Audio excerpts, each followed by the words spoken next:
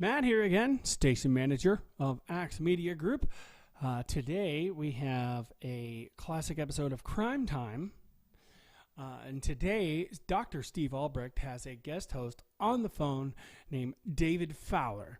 And this is a really interesting show. I do want to remind you guys that the views and opinions expressed on the show are not necessarily those of Axe Ministry, Axe Media Group, and or their affiliate and subordinate ministries and or nonprofits, but also that some of this content may be adult in nature. So if you're watching with children, please use discretion and be there to answer any questions if they should have any. So without any further ado, take it away, Steve. And welcome to Crime Time. This is Crime Time Podcast Episode 57. I'm Dr. Steve Albrecht, joining you from the Axe Media Group studios in Springfield, Missouri. For this hour, I'll be talking with David Fowler. Dave is from Idaho and a self-defense expert and a defensive tactics trainer and a security consultant around the country. He's the founder and president of Personal Safety Training, Inc., and you can find his website at personalsafetytraining.com. Got a number of books there, got a number of training programs, and I'm looking forward to talking to my friend Dave. So thanks for listening to Crime Time today, where we talk about crime and crooks and cops and personal security. We'll talk about some dangerous people and lots of heroes, and we'll even mention a few stupid crooks. Most importantly, I'll talk to you about what you can do to keep yourself and your family safe from crime and violence. As always, you need to be vigilant at home and in your neighborhood and in your community, at school and at work and even on the road. This show exists to make you feel more empowered, more secure, and more educated on security issues and the criminal justice system. As background, I worked for the San Diego Police Department for 15 years as a patrol officer, a reserve sergeant, and a domestic violence investigator. I now teach training workshops focusing on human resources and employee coaching and workplace violence and security issues. I've written 24 books on business, workplace violence, police subjects, and guns, all of which you can find on Amazon. You can always reach me at my website, crimetimeradio.com, or you can send me an email, connect with me on LinkedIn at Dr. Steve Albrecht, and you can follow me on Twitter at Dr. Steve Albrecht. And you can find past episodes of the show on SoundCloud.com, and new ones, of course, post every Tuesday at this time on YouTube. So, David, thanks for joining me today, my friend. Yeah, thank you, Steve. I'm honored to be on your show. So, yeah, thank you very much. I was just thinking about 9 years ago, probably about, I don't know, a couple hours from now, you had sprayed my face with pepper spray in Las Vegas, Nevada, and I was rolling on the floor in agony as I went through your OC pepper spray training program to be an instructor. So thanks for teaching me all the stuff I needed to know about pepper spray. I could have done without the spraying part, but now I've sprayed it so many times that I now put it on my eggs. Oh, nice. So tell me about your background comes out of martial arts, and I know your story. When you were a kid, you got beat up pretty good by some guys, and you said this isn't going to happen again. Steve, that's exactly right. Here I am, a 12-year-old kid in the Northwest. I grew up in Washington State, and then eventually migrated over to the next state of Idaho. But like a lot of kids, we get picked on, we get bullied. And one morning at the bus stop, I happened to be at the wrong place at the wrong time, and car pulls up, 4 guys, 17, 18, 19, definitely older than me and my 3 friends who were 11 and 12 years old. And, I tell people almost every week, when you don't know what to do, you often freeze, and we're seeing that every day in America with violence and aggression. So we didn't know what to do. And these guys were calling us punks and MFs and this and that. And we stood there. We did a rant. The best defense is to not be there when the attack takes place. And so these guys eventually got out of the car, started pushing us around. And then I opened my mouth, and I became the target of the 4 of them. And so as I went to the ground and went into the fetal position and they pummeled me, my 3 friends just stood there and watched. Can I fault them for that? No, they didn't know what to do. Eventually they were done pounding on me, and they got in their car and they left. A random act of violence. I was hurt. I wasn't broken. When you're broken, you go to the hospital. But I was hurt, and I was humiliated. I was shamed. I felt rejected. All the victim stuff that happened. Sure. And for weeks and months after that, I'd relive the event. As what we know. Post-traumatic stress. And made a vow. As a 12-year-old kid, that's never going to happen again. So my answer as a boy was, well, you learn karate, you get involved in the martial arts. So I did. And fortunately, my parents encouraged me and paid for the lessons. And I was the karate kid before, kid karate classes were popular. I was the only kid in our adult class. and went on to compete. And I started off, doing, the semi-contact stuff in tournaments, and then eventually got involved in full contact karate, and became a karate champion. Went to school, for criminal justice, and found out that, man, I couldn't make a living being a karate champion. I take championship fights for $500 in expenses. You can't feed your family on that. I had a karate school. It didn't make any money. And so ended up doing security services for a hospital in Washington State. And the whole training thing just kind of evolved. It evolved from that. I didn't wake up one morning and go, hey, I want to be a security and a police instructor. It just kind of happened. But through the whole, Steve, through the whole martial arts training, it was more about building the confidence and the self-esteem and the character. As I look back now, than it was about the whole fighting thing. That was the effect of it. But yeah, it's been an interesting road, and guys like us, here we are today. Just trying to help people, through what we've learned through trial and experiences, and a constant desire to learn and grow and to help people. So, Dave, if you look for your career now, you were probably 10 years ahead of mixed martial arts fighting. That might have been something that you had went into and been on TV and all that good stuff? Yeah, people ask me about that. Hey, do you follow the MMA? And I'm like, that wasn't my era. My life-changing event, what wasn't really the bus stop incident. It was after I was already a karate champion, and it was in the mid-'90s.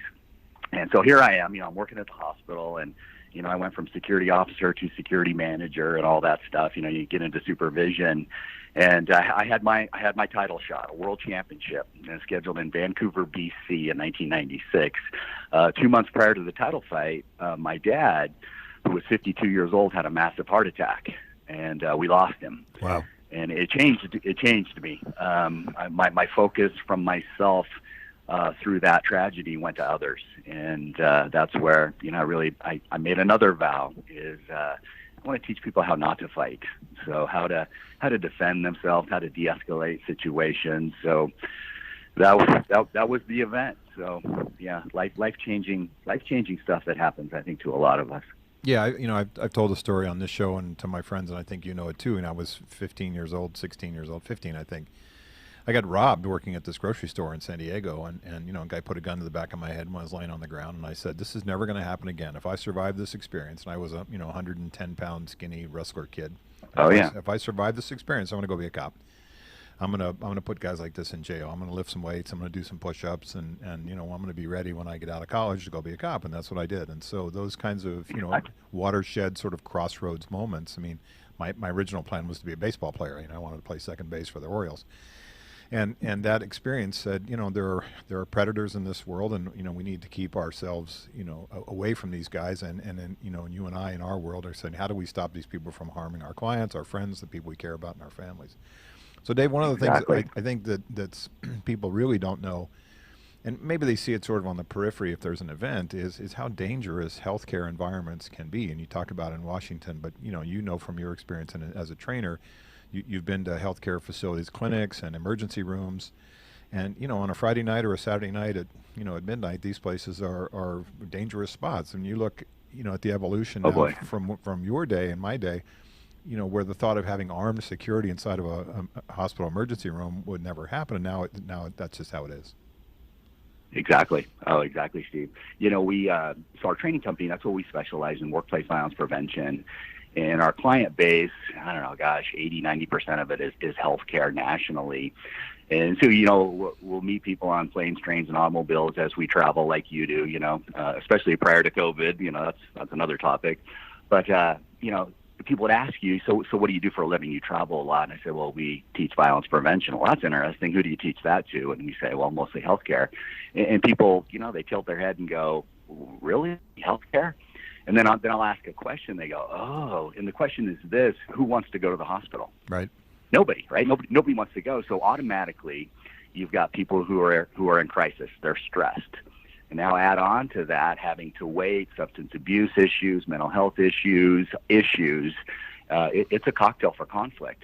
And today in healthcare, you think about it, Steve, all violence and aggression ends up at the hospital. right? Police are involved in a shooting. They get hurt. Somebody gets hurt. It all goes to the hospital. You make a statement you're going to hurt yourself. That's a trip to the hospital for a psychiatric evaluation.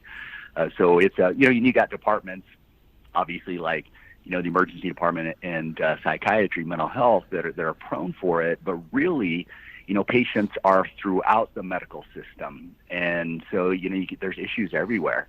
The current statistics nationally, per the Bureau of Labor and Statistics, is that healthcare has the highest level of non-fatal assault for any other industry in America. It leads all other industries by like 5 times greater. It's amazing. And, police officers get killed way more than healthcare folks, but the non-fatal assault rate it's off the charts, and most of it's unreported. So it's crazy. It really is. And so that's our focus, is to go into hospitals and private corporations like you, and teach people how to communicate, right? How to recognize that a person is escalating, and then ultimately how to de-escalate them so we don't have to get to a combative physical altercation. However, we teach that piece as well. How do you defend yourself? How do you defend others? How do you control somebody who's out of control? That's our focus in the workplace, Steve. At Dave's website, personalsafetytraining.com, you can see his EVADE programs, AVADE, and he has a number of orientations around the EVADE program. Dave, when you look at healthcare, I think one of the things that you really hit on, which also I don't think people get outside of healthcare and even inside healthcare, is why don't you report when a patient has assaulted you? Why don't you report when a patient has threatened you? Why don't you report when a family member has assaulted you or threatened you, or somebody coming in off the street who's a drug seeker or something like that? And the answer is, it goes with the territory. It comes with the job. Right. So you look at healthcare, right. and you talk to clinics and ERs and nurses and techs and people like that in your client base, and they actually think it's sort of part of the job. It's part of the job description. I always find it really unusual to talk to healthcare people, and it's admirable, but it's wrong, that they somehow think being assaulted, threatened, spit at, kicked, punched, bit, whatever it is that happens to them is somehow part of their job description, whereas you and I in another job would never tolerate that. Exactly. Yeah, there's a lot of mindsets and paradigms around why we don't report. So the common one, you said it's just part of the job. Reality states, no, it's not part of the job. There's only 3 jobs that get paid to experience violence, right? Public safety, law enforcement, security, the military, and then professional fighters. Those are the jobs. So in healthcare, it's interesting that paradigm is taken root. And I grew up with Nancy Nurse, my mom. She was a nurse my whole life. She retired just a couple of years ago, and hence that was kind of a segue to get involved in healthcare security. But the other paradigms besides, just accepting this is just what we have to deal with, is the fear of retaliation, a fear of I'm not doing my job adequately, broken systems of reporting, and in some cases, some emergency departments, I'll ask staff and they'll go, "Gosh, Dave, if I had to report, every verbal abuse that I got, that's all I would do." And so it's an interesting phenomenon of underreporting in healthcare. It really is, and that's one of our battles. We go in and train trainers or teach staff. Basic training is I'll tell them I'm going to preach on reporting for 3 days, so that we got to shift that. Because then you got the data. That's when the C-suite can allocate resources. To get that armed officer, get a law enforcement officer in the ED over the weekend, to get the resources so that we can make a difference. When you look at healthcare as an entity in California, they've really been put on notice in the last, say, decade or so, especially by OSHA, the Cal OSHA and Fed OSHA about workplace violence in healthcare environments, where they've had to mandate training, they've had to mandate security, physical security guards at the point of a sword. For the feds have said, look, we've had enough of this, the statistics and the things that go on in these healthcare environments. At least California, from the healthcare clients that you have there, and what I have seen, has really had to step up, not because they wanted to particularly, because it's a huge priority for them. I think it's, security is low on the budget list sometimes until there's an event, but there's a mandate now by the state government and the federal government that says you've got to take care of your employees in healthcare. Yeah, absolutely, Steve. In the mid-'90s, California came out with a law, a state law, for healthcare for the prevention of workplace violence. And the law has amended over the years, and just recently, 2 years ago, like you said, they really put some teeth in the law. And if you don't do the training, you don't report, there's going to be some consequences, some fines, etc. There currently in America, there are 9 states that require healthcare train their staff in the prevention of workplace violence. Legislation's been introduced for a national law via OSHA. As we know, with the politics, that nothing's going to pass for a while. Right. But eventually, I believe that we will have a national law that will require healthcare organizations to train their staff in the prevention of workplace violence. It's so prevalent, and the majority of people they just have no idea. They don't realize it. Where the rubber meets the road, we've got nurses and techs and doctors. They're just tired. They're tired of it. They're leaving the profession. And eventually, if we don't do something about this, it's going to catch up to us. We're already seeing a shortage of nurses in ER, in the emergency department, psychiatry, etc. And I'm concerned. I'm concerned that it will catch up to us, and we really need to do something about it now. I've had some experience with the healthcare system in Springfield here. Unfortunately, I've had to be in the ER for various reasons in the last couple months. One from I had my hip replaced, and that kind of flared up, and I ended up in there. And I think that once you get, and I know this from your experience too, once you get past the triage nurses and the reception people into the actual back of the ER where they give care, the care is tremendous, and they take care of you, and right. Everything's done. They're getting tests and blood and urine and X-rays and everything under the sun you need. But the most difficult challenge is when people come into the healthcare environment. It's like a soup. It's a pot of stew. You're sitting next to drug seekers. You're sitting next to gang members. You're sitting next to mentally ill people that are seriously mentally ill, and they wander in off the streets, and so you have nice folks in there that are trying to get care, and then you're surrounded by people that are dangerous. And so in the 2 times in the last 3 months that I've had to be in the ER, I've just marveled at the fact that once you get past the wall into the actual care area, that the care is quite good.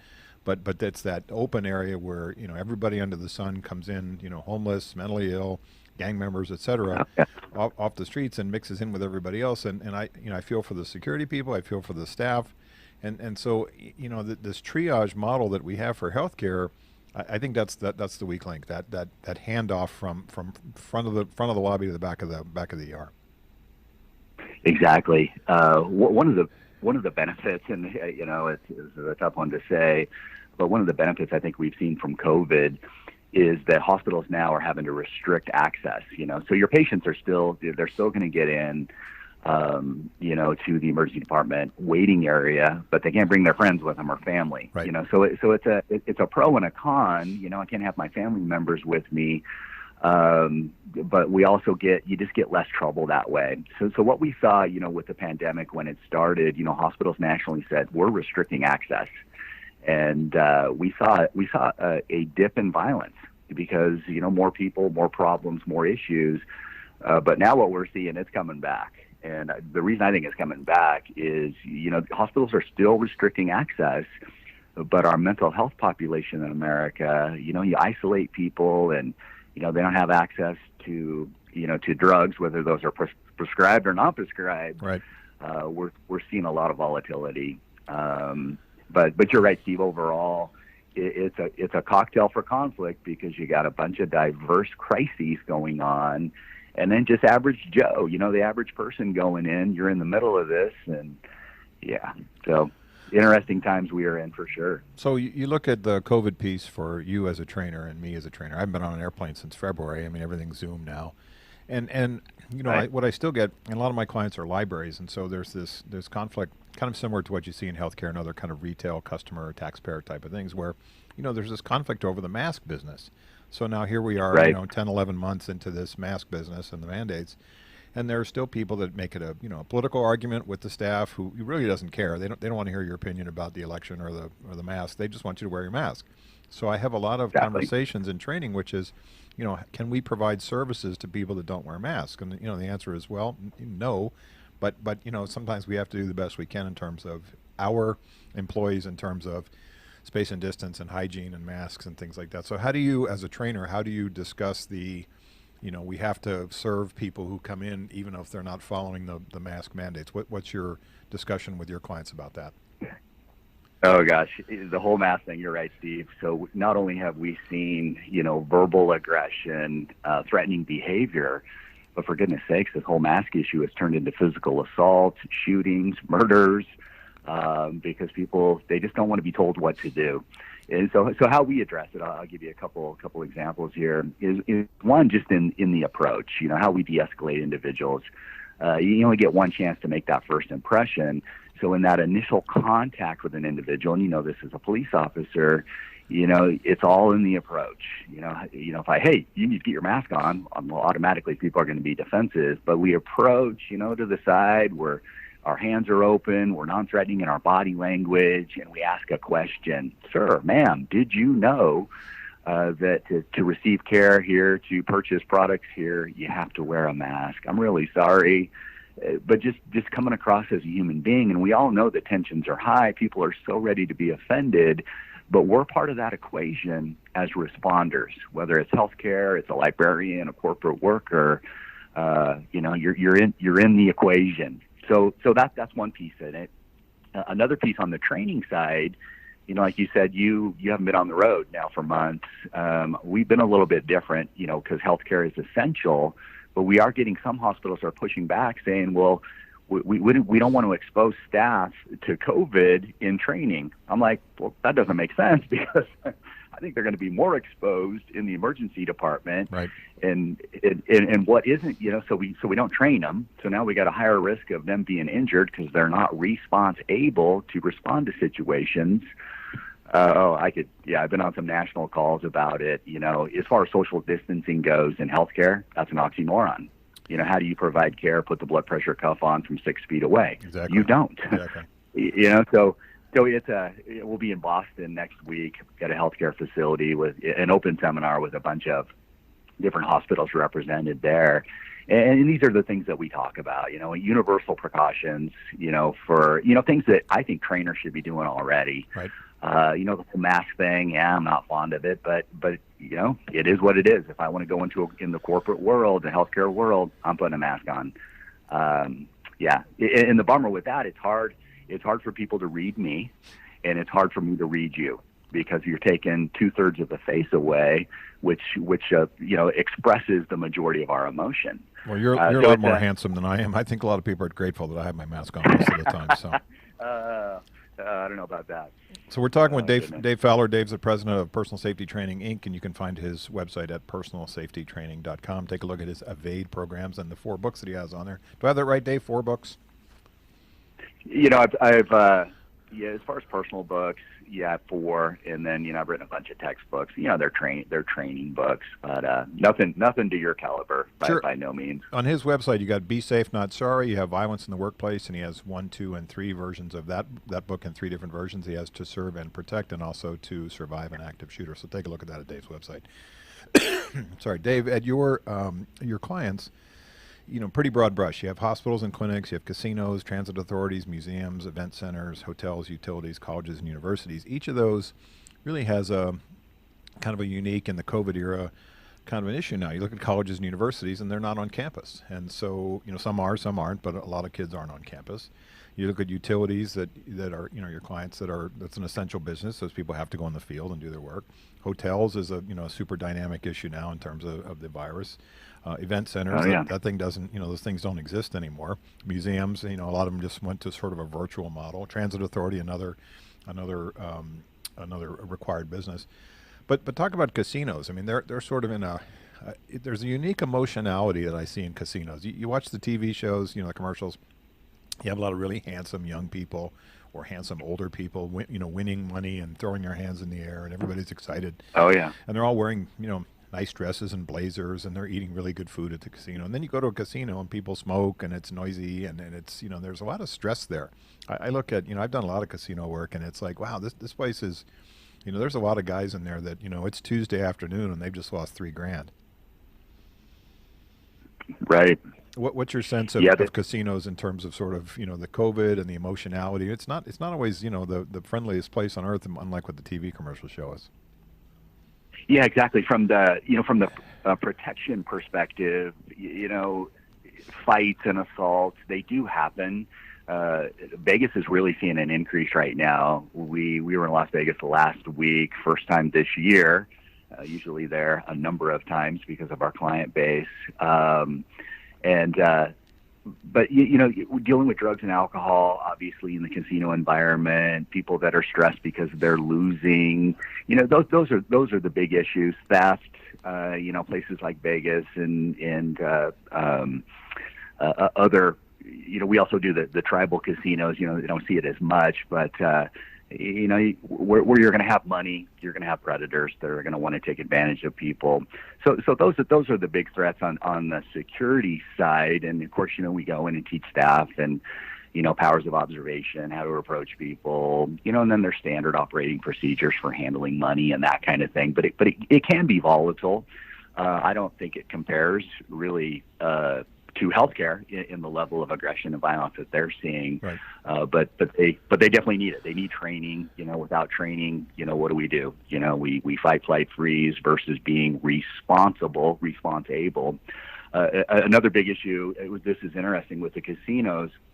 Earlier in the year when we had the shutdown, it was, talking to different security directors. They're like, Dave, we never even thought about this because we were a city that never shut down. Right. And so our front doors, they were never installed with locks. Right. And so now we're having to, revamp and restructure how to lock our doors.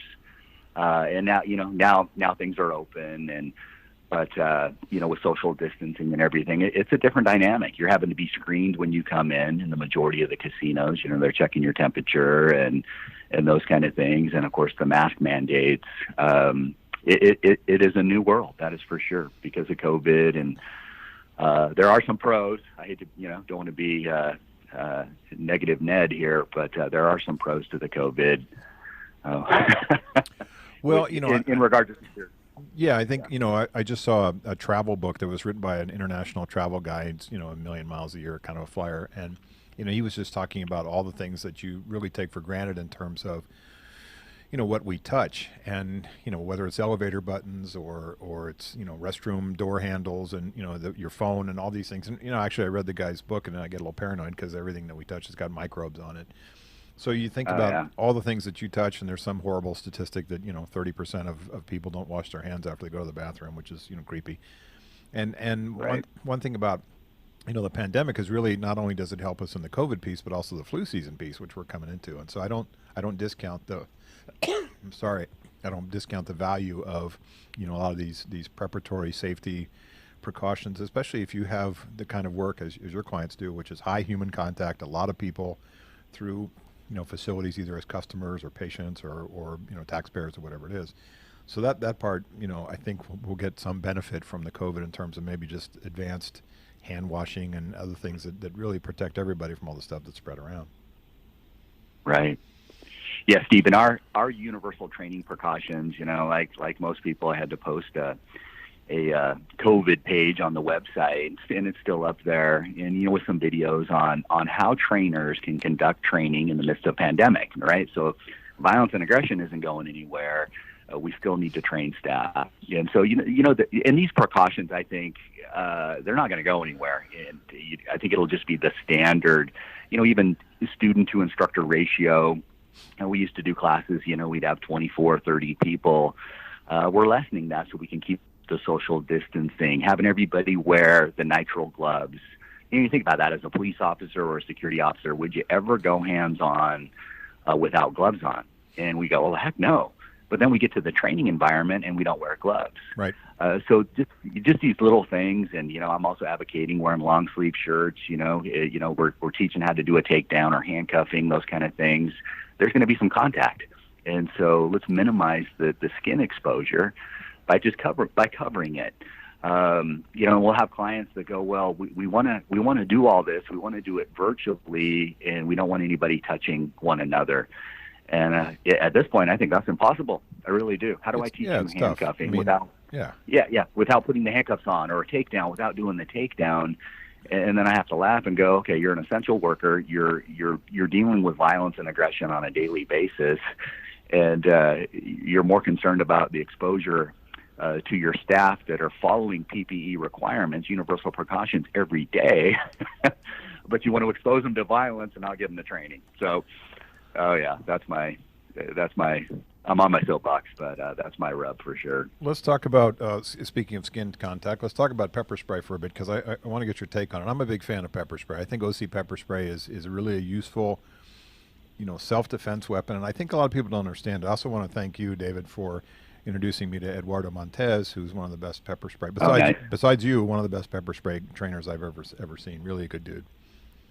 Absolutely. So you look at pepper spray and you say, I think at least when I was living in California, it had kind of a modality, which is, well, you have to take a class and you have to get the certificate from the state, back in the 70s and 80s.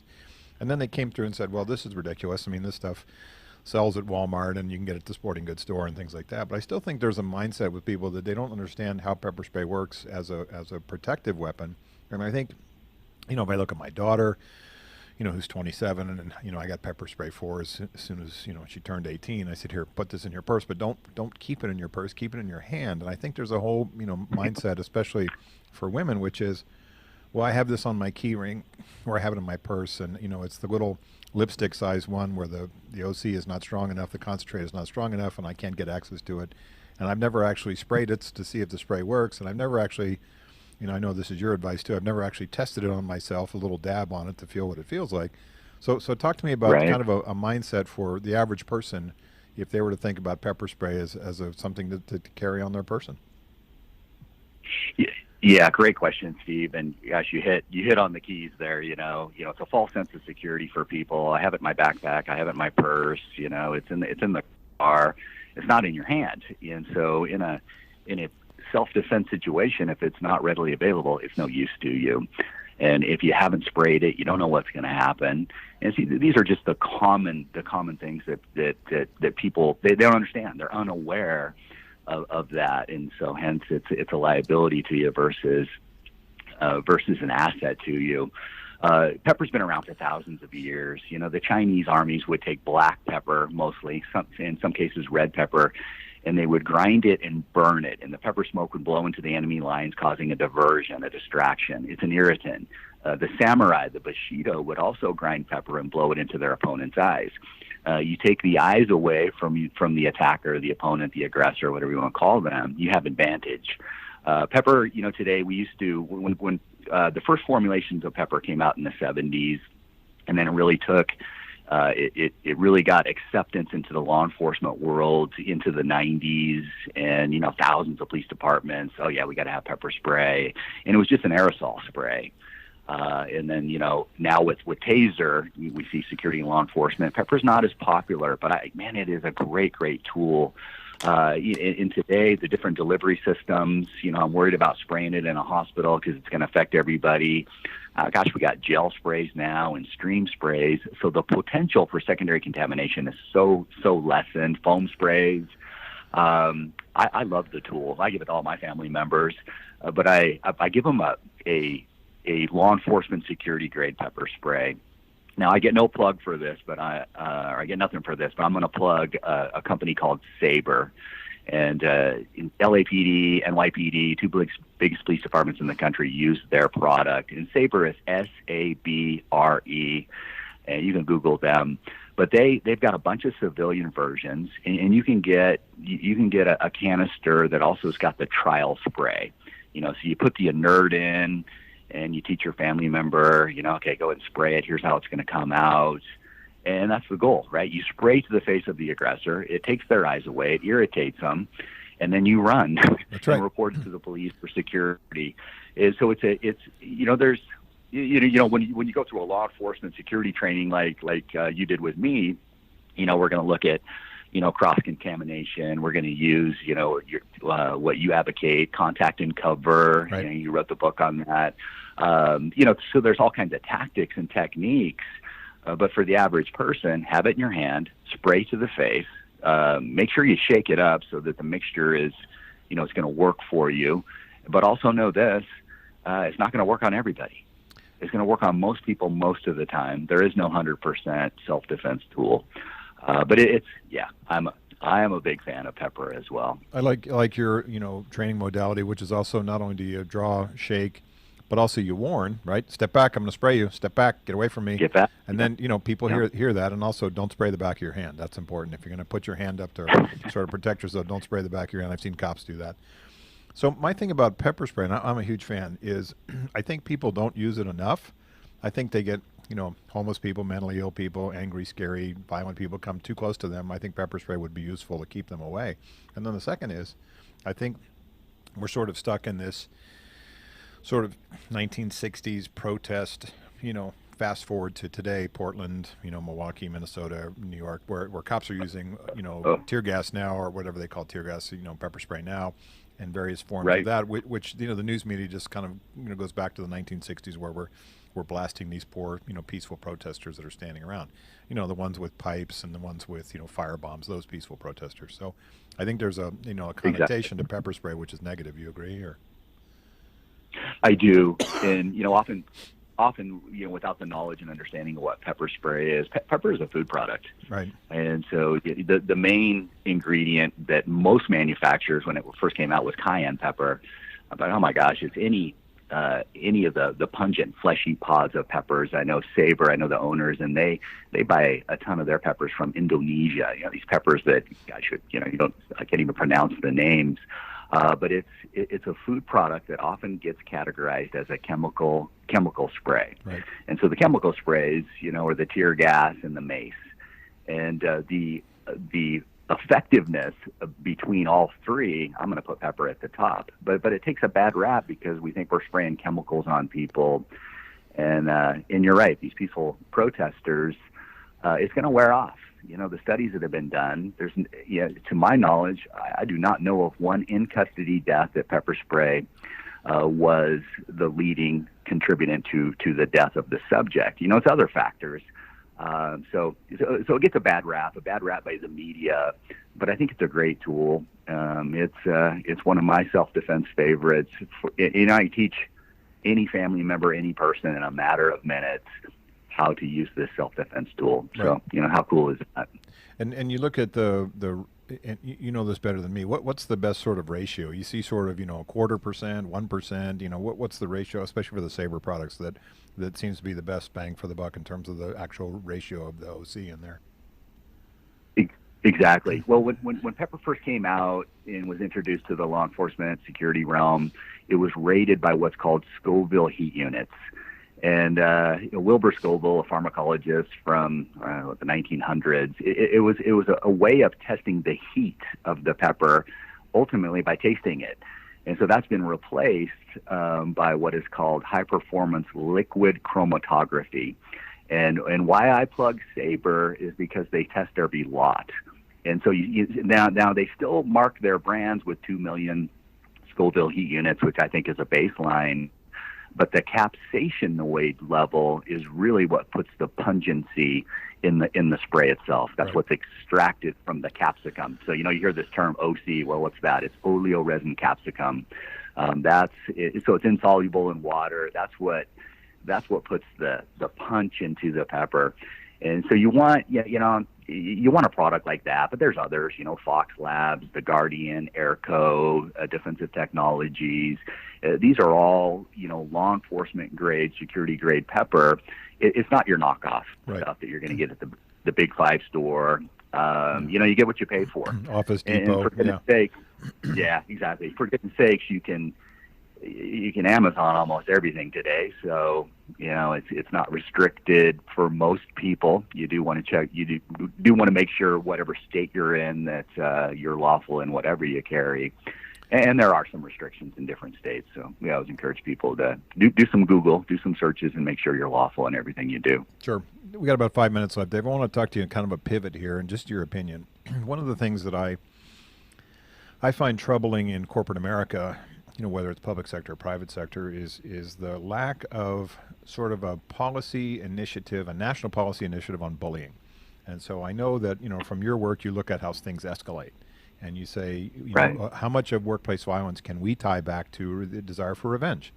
And, whether it's fatal violence or it's it's some sort of fight or something where you have wronged me, you've shamed me, you embarrassed me, you broke my heart, You did something which, threatened my job.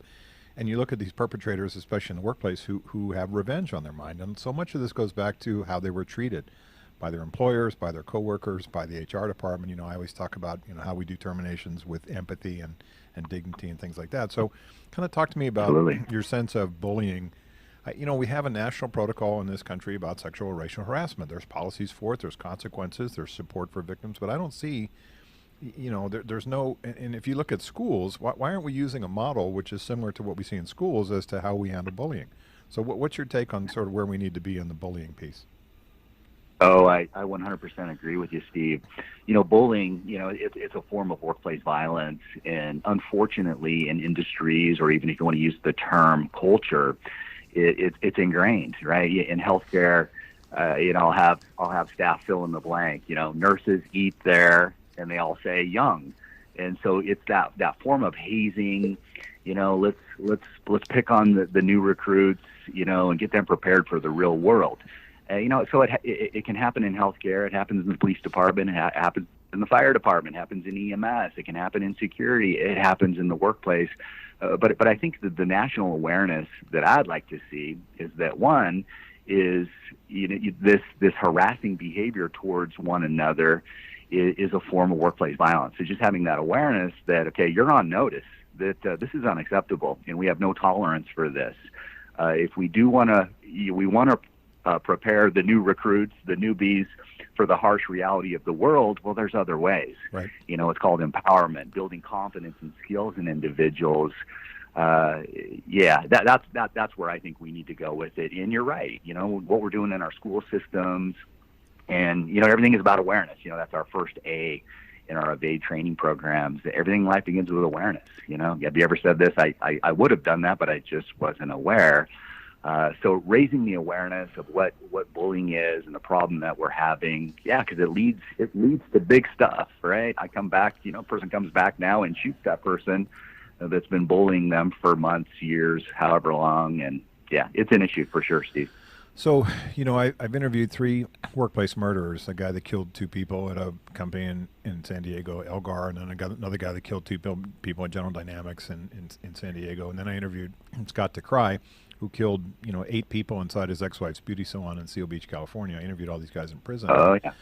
And, the driving factor for each of those guys was revenge. I'm pissed. You guys fired me. In Scott DeCry's case, you injured my child, and I'm going to get back at you because of our custody issue and that whole dynamic of divorce and right. There's just this sense of outrage that these perpetrators have, that how they were treated. And, I spend a lot of my time just trying to tell people, look, let's go back to basic human treatment and this sense of empathy and patience. And like you talk about in your programs, where you come to people with an open body language and use your words before you get to the part where you got to go hands on. And I think with cops too, we've lost that sense of talking people into handcuffs.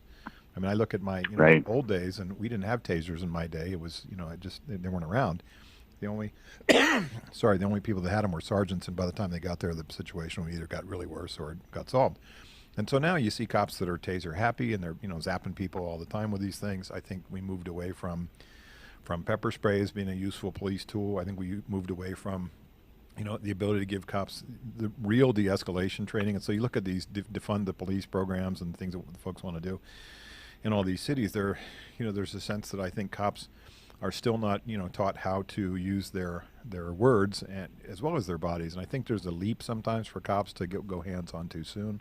So talk to me, if right. you look at kind of law enforcement as we wrap up, what's your sense of what we need to do different in law enforcement just to get us back on a in terms of dealing with mentally ill and street people and and just in general of this de-escalation conversation, this national conversation? Yeah, exactly, Steve. So you're on target for sure. The buzzword today is de-escalation, and how much time do we spend on that?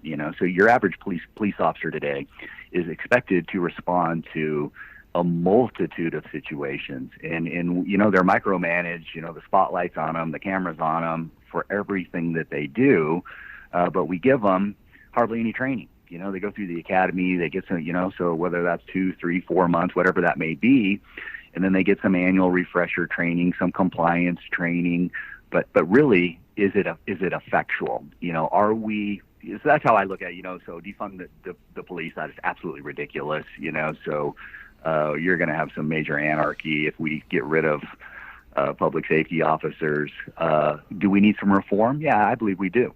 And of course, I'm biased in a training sort of way that it goes back to how we train individuals. I can't expect you to respond a certain way unless I've taught you how to do so. And are there some that are going to be disqualified that can't respond that way? Of course. Right. And that's why we do ongoing training. It's not a one and done. Right. It's continual. And so that's I think that's where the focus needs to be. It's not a blanket statement, all cops are bad, or we need to do this or defund or that. No. We need to look at the full picture and the expectation that we have for officers. Let's give them more crisis intervention training. Let's give them some effectual de-escalation training, scenario based. I love what Jocko said from San Diego. The former Navy right. SEAL. Jocko Willem. He was on somebody's podcast. I can't remember now, but he was saying, he said, think about this: the 5-day work week that a police officer has. What if we took 1 day a week and focused on training? So that's 20%. Right. 20% of their week is on training. Are we going to see some results from that? You and I both go, well, of course we are. We're going to see results two ways. We're going to see positive results because it's effectual, it's working on the street and in incidents. And we're also going to see that, hey, some of these people just aren't getting it. Right. And so we got a word for that. It's called disqualified. Right. But we don't know, right? So I agree completely. Yeah. So I've been talking with Dave Fowler. Dave's from Idaho and a self-defense expert, defensive tactics trainer. He is the founder and president of Personal Safety Training. You can find his website at personalsafetytraining.com. So thanks for listening to Crime Time. My thanks to Jim Whining and producer Jay and all the good folks at Axe Media Group. I'm Steve Albrecht, and thanks for listening to What I Know is Right. Thank you, Steve. Be safe out there. Thanks, Dave. Take care, and I'll catch you up, Dave. I appreciate your time today.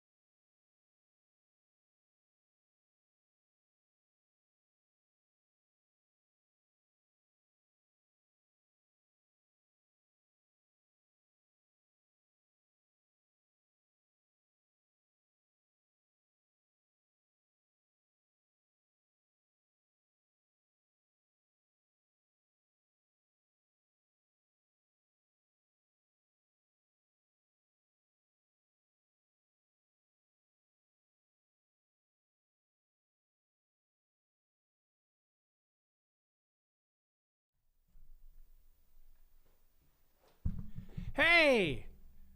Well, that one kind of stopped a little bit quickly there. I do apologize for not being here. Got a lot of stuff going on today. That was Dr. Steve Albrecht with his Crime Time episode with David Fowler on the phone. And it was a really interesting episode. So what I'm going to do is I'm going to go ahead and let you guys go for the day and promise you that we will be back on tomorrow. Same time, same channel. We got some really cool stuff coming up. The morning drive starting at 8, followed by a morning mouth with Johnny Rooster starting at 9, from 9 to 10, followed by a classic episode of Open Ended with Peggy Lee and Jeff with the G. Now, this is a really exciting episode, and I say this specifically because my son is their guest, Tanner Gibbs, and he's going to be doing some songs. He's actually debuting one of his originals on this. Amongst other songs, it's going to be a lot of fun. Plus, they're wearing crazy Christmas hats. It was an episode at our other studios, our old studios, during Christmas time. And, so we look forward to seeing you guys then. So until then, God bless you and keep you. We love you.